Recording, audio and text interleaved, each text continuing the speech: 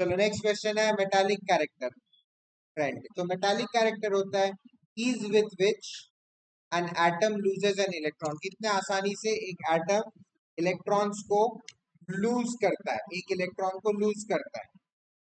क्योंकि मेटल्स का डेफिनेशन ही क्या होता है, जो एटम्स इलेक्ट्रॉन को लूज कर जाते हैं उनको मोस्टली मेटल कहा जाता है, एक्सेप्ट हाइड्रोजन। हाइड्रोजन कंफ्यूज है, ठीक है। तो मेटालिक कैरेक्टर ट्रेंड, पहले ये डेफिनेशन लिख लो। Metallic character, it is the tendency of an atom to lose electron and become cations. मैंने ये आपको बताया था, कैटायंस क्या होते हैं, पॉजिटिवली चार्ज आयंस। मेटल्स हमेशा इलेक्ट्रॉन लूज करके कैटायंस बन जाते हैं। अच्छा, इसी चीज को एक और चीज भी बोलते हैं। ये जो डेफिनेशन है मेटालिक कैरेक्टर का, सेम डेफिनेशन होता है इलेक्ट्रो पॉजिटिव नेचर का।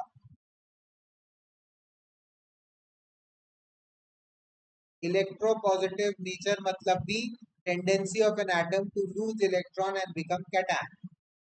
सेम चीज है, बस अलग अलग नाम है, पर्यायवाची शब्द है।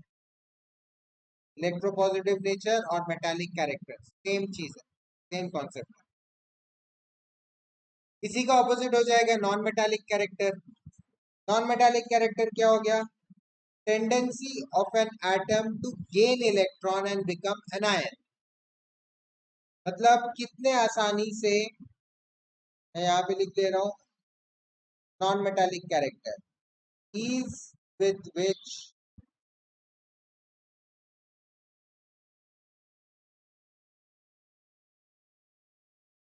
an atom gains an electron।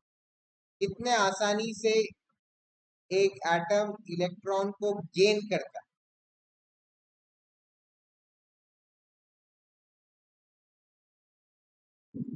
तो नॉन मेटालिक कैरेक्टर का दूसरा नाम क्या है, इलेक्ट्रोनेगेटिव नेचर। अगेन पर्यायवाची शब्द। नॉन मेटालिक कैरेक्टर को हम electro negative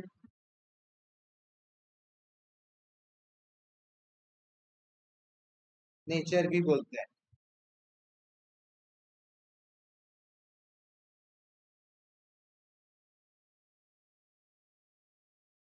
metals are electro positive, non metals are electro negative, लिख लो। चलो अब इसका कैरेक्टर किस तरह से चेंज होता है, अब खुद बताओ।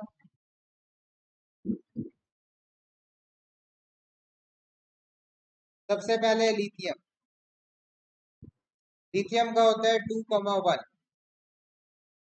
फिर है बेरिलियम 2,2। मैं कैसे जा रहा हूँ, मैं लेफ्ट टू राइट जा रहा हूँ, पीरियड में जा रहा हूँ पहले, ठीक है। उसके बाद है कार्बन, ना सॉरी, बोरॉन 2,3। क्या, क्योंकि पीरियड में, पीरियड किसी भी पीरियड से स्टार्ट कर सकते हैं, पीरियड 4 से पीरियड 3 से भी स्टार्ट कर सकते हैं, बट वही कम लिखना पड़ता है इलेक्ट्रॉनिक कॉन्फ़िगरेशन इसकी।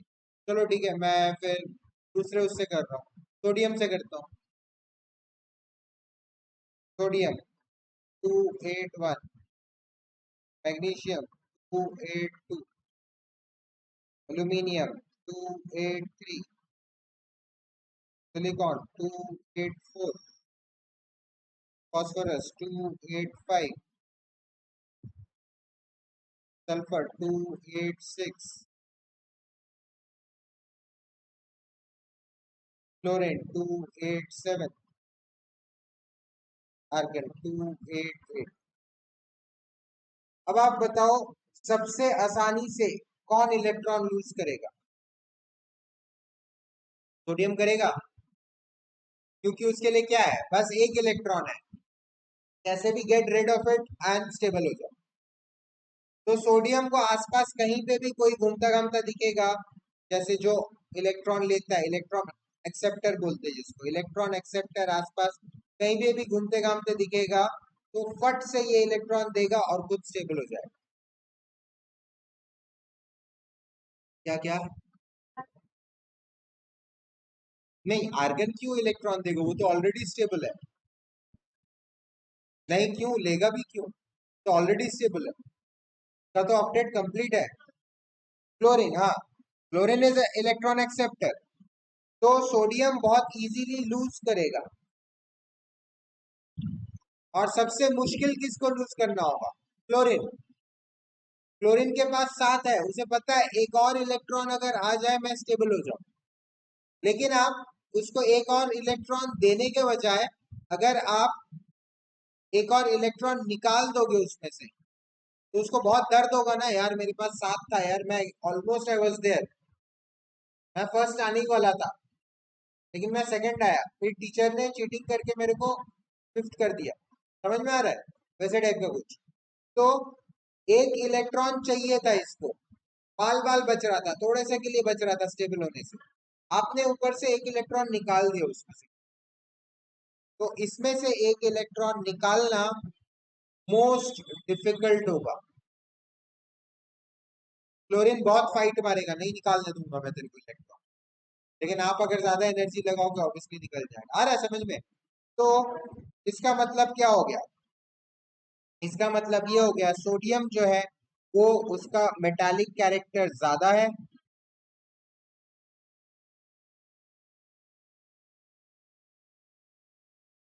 और क्लोरीन जो है वो इलेक्ट्रॉन गेन करना चाहता है, इसको घूमते घामते कहीं पे भी एक इलेक्ट्रॉन दिख गया, फट से ये गेन करके स्टेबल हो जाए। तो इसका क्लोरीन का नॉन मेटालिक कैरेक्टर ज्यादा है।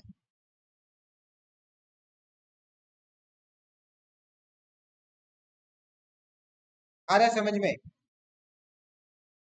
इसका एक और मतलब क्या हो गया, अगर मोर मेटालिक कैरेक्टर है तो लेस नॉन मेटालिक कैरेक्टर है, जो ज्यादा मेटल है वो लेस नॉन मेटल है, ऑब्वियस सी बात है।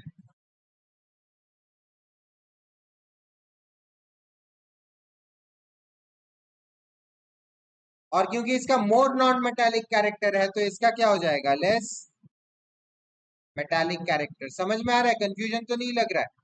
एक ही वर्ड को बार बार घुमाए हैं। अब इसके अलावा मैंने एक और चीज बोला आपको, मेटालिक कैरेक्टर को इलेक्ट्रोपॉजिटिव भी बोलते हैं। तो इसका अगर मेटालिक कैरेक्टर ज्यादा है तो मोर इलेक्ट्रोपॉजिटिव भी है ये,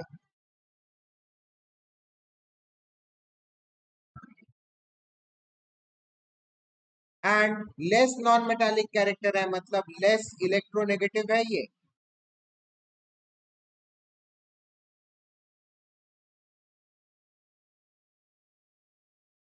ये समझ में आया? सिमिलरली इसका लेस मेटालिक कैरेक्टर है तो लेस इलेक्ट्रोपॉजिटिव बोल सकते हो इसको। इसका मोर नॉन मेटालिक कैरेक्टर है तो मोर इलेक्ट्रोनेगेटिव बोल सकता हूं मैं इसको।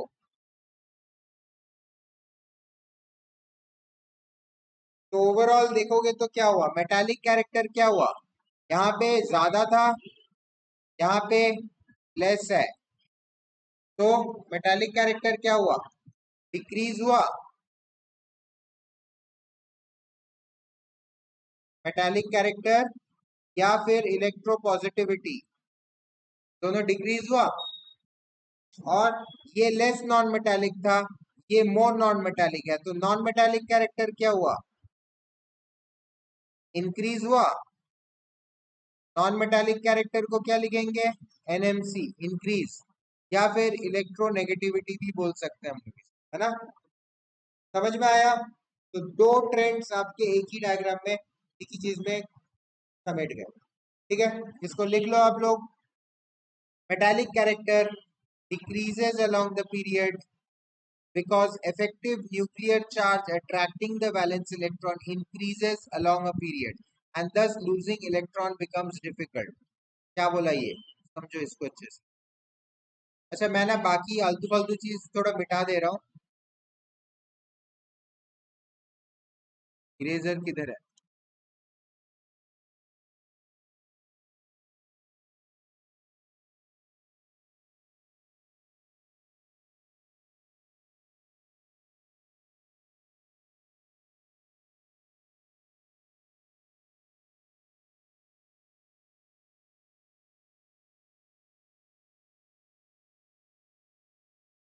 लिख लिए थे ना आप लोग जो भी लिखा हुआ था?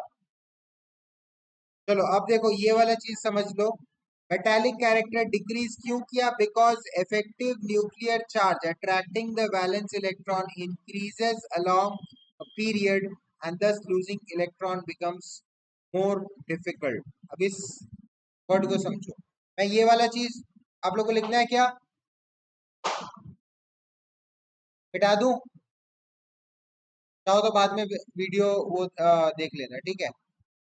या फिर मैं एक स्क्रीनशॉट ग्रुप में डाल दे रहा हूँ।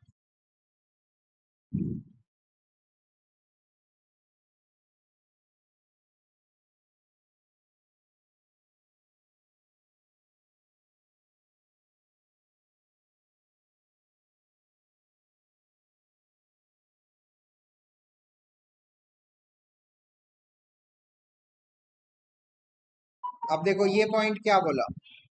Because effective nuclear charge attracting the valence electron increases, वही सेम चीज। सोडियम में 11 प्रोटॉन वैलेंस इलेक्ट्रॉन को खींच रहे हैं, है ना? ईच वैलेंस इलेक्ट्रॉन को 11 प्रोटॉन मिलके खींच रहे हैं। मैग्नीशियम में 12 प्रोटॉन मिलके खींच रहे हैं, ईच वैलेंस इलेक्ट्रॉन। एल्यूमिनियम में 13 प्रोटॉन मिलके खींच रहे हैं, ईच वैलेंस इलेक्ट्रॉन। सिलिकॉन में 14, फास्फोरस में 15,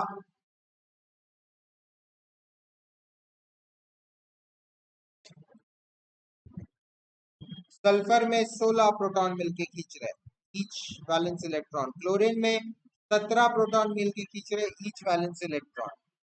तो आप खुद बताओ इसमें से इलेक्ट्रॉन निकालना सबसे ज्यादा मुश्किल किस में होगा? क्लोरीन में होगा। 17 लोग मिलके खींच के रखे उस इलेक्ट्रॉन को। सोडियम में तो 11 ही लोग थे, 11 प्रोटॉन थे। क्लोरीन में 17 प्रोटॉन मिलके खींच रहे हैं, तो क्लोरीन से इलेक्ट्रॉन निकालना ज्यादा मुश्किल होगा। बस यही रीजन है। इसको लिख लो। Because metallic character decreases along a period because effective nuclear charge attracting the valence electron increases along a period, thus losing electron becomes more difficult।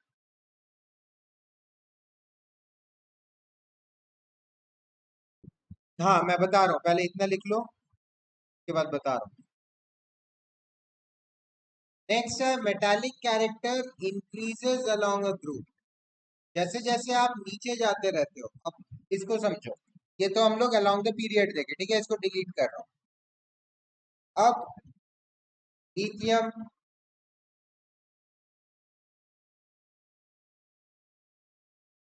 Sodium, potassium, rubidium, caesium, francium group में देखते हैं। Lithium के पास दो ही shell है।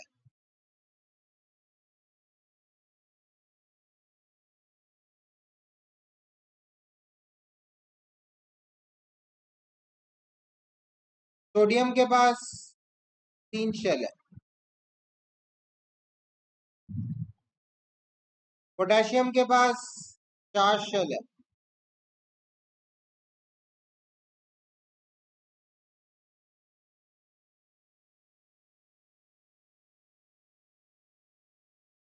Rubidium के पास 5 shell है।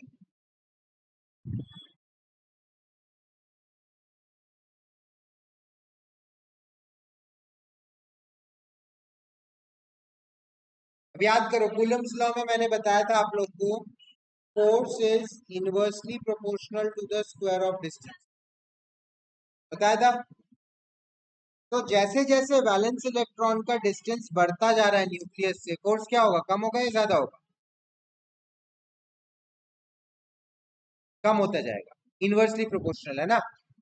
Distance जैसे जैसे बढ़ता जा रहा है, हम जैसे जैसे ग्रुप में टॉप टू बॉटम जा रहे हैं, मतलब इस डायरेक्शन में जा रहे हैं, वैसे वैसे आपका डिस्टेंस बढ़ता जा रहा है वैलेंस इलेक्ट्रॉन का, है ना?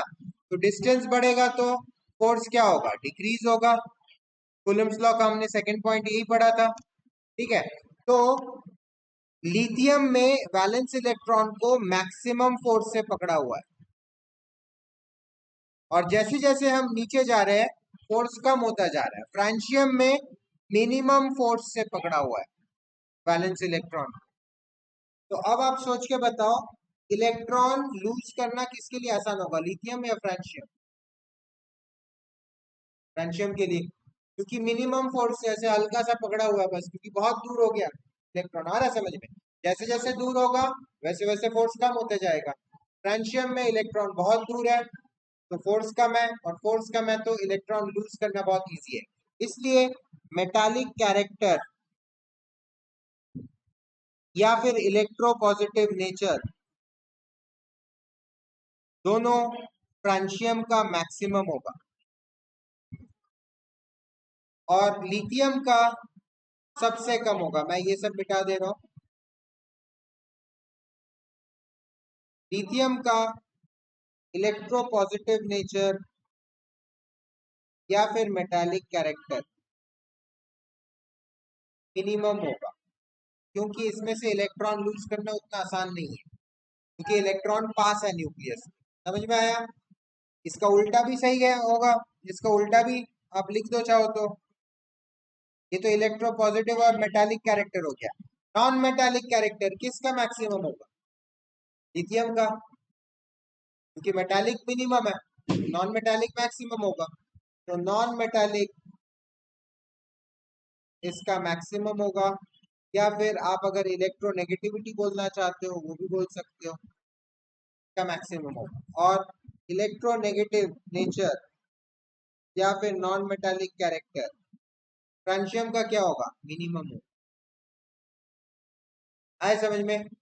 तो नॉन मेटालिक कैरेक्टर का ग्राफ डाउन द ग्रुप कैसे गया?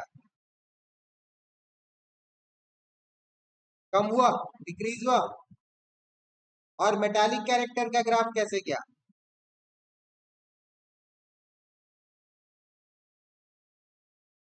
इंक्रीज हुआ। तो इसलिए मैंने ये वाला ग्राफ कराया था आपको। देखो मैंने क्या बताया था, पीरियोडिक टेबल में मेटालिक कैरेक्टर अगर है तो आपका ग्राफ ऐसे था, down the group increase and along the period decrease. यही बनवाया था मेटालिक कैरेक्टर का, और इलेक्ट्रोपॉजिटिव का भी यही था, है ना? एंड इलेक्ट्रोनेगेटिव का क्या था, या नॉन मेटालिक का क्या था? इसी का जस्ट उल्टा था। ये पीरियोडिक टेबल हो गया आपका, ये इंक्रीज कर रहा है डाउन द ग्रुप, तो नॉन मेटालिक कैरेक्टर डिक्रीज करेगा। ये डिक्रीज कर रहा है अलोंग द पीरियड, तो नॉन मेटालिक कैरेक्टर इंक्रीज करेगा। यही बनवाया था मैंने, है ना? चलो, तो सबसे ज्यादा इलेक्ट्रोनेगेटिव कहाँ है? फ्लोरीन। और सबसे ज्यादा इलेक्ट्रोपॉजिटिव किधर है? Francium. Two corners of the periodic table. Francium first group, seventh period, सबसे कॉर्नर में। और fluorine 17th group, second period. इसके ऊपर बस गैसेस है, हाइड्रोजन और हीलियम है, और इस तरफ इनर्ट गैस है। गैसेस को हम लोग इसमें कंसिडर नहीं करते। हालांकि फ्लोरीन भी गैस है, लेकिन इनर्ट गैस अलग ही चीज हो गया। हाइड्रोजन हीलियम अलग ही चीज हो गया, वो लोग डुप्लेट लॉ फॉलो करते हैं, ऑक्टेट लॉ फॉलो नहीं करते। तो उन लोग को हटा दे अगर, तो एक तरह से ये एक कॉर्नर हो गया। Fluorine most electronegative and francium most electropositive. आए समझ में? लिख लो।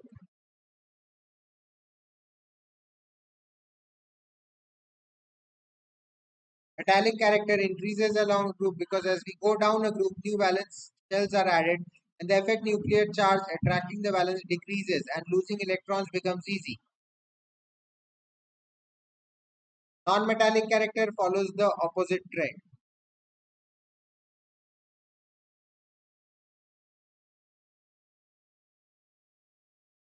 लास्ट एक छोटा सा पॉइंट है, कुछ मेटल्स ना मेटल होते हैं ना नॉन मेटल होते हैं, वो दोनों के प्रॉपर्टीज दिखाते हैं, exhibit properties of both metals and non metal. ऐसे मेटल्स को बोला जाता है, ऐसे एलिमेंट्स को बोला जाता है मेटलॉइड्स या फिर सेमी मेटल्स। ठीक है, इसमें क्या क्या है? Boron, silicon, germanium, arsenic, antimony, tellurium, polonium. ये कुछ 1 2 3 4 5 6 7,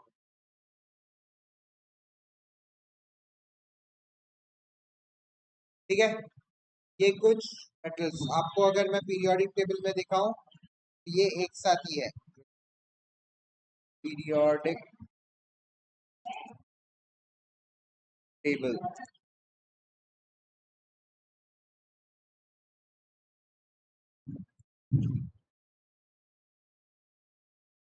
ये देखो,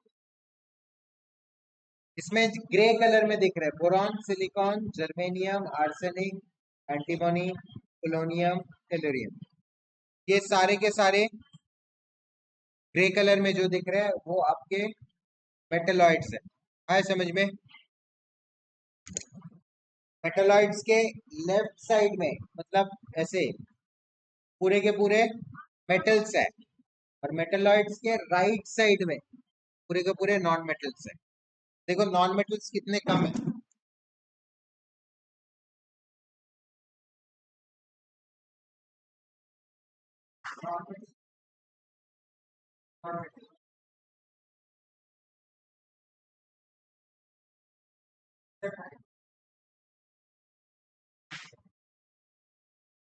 तो metallic character, non metallic character, electro positive nature, electronegative nature, समझ में आया? रीजन समझ में आया?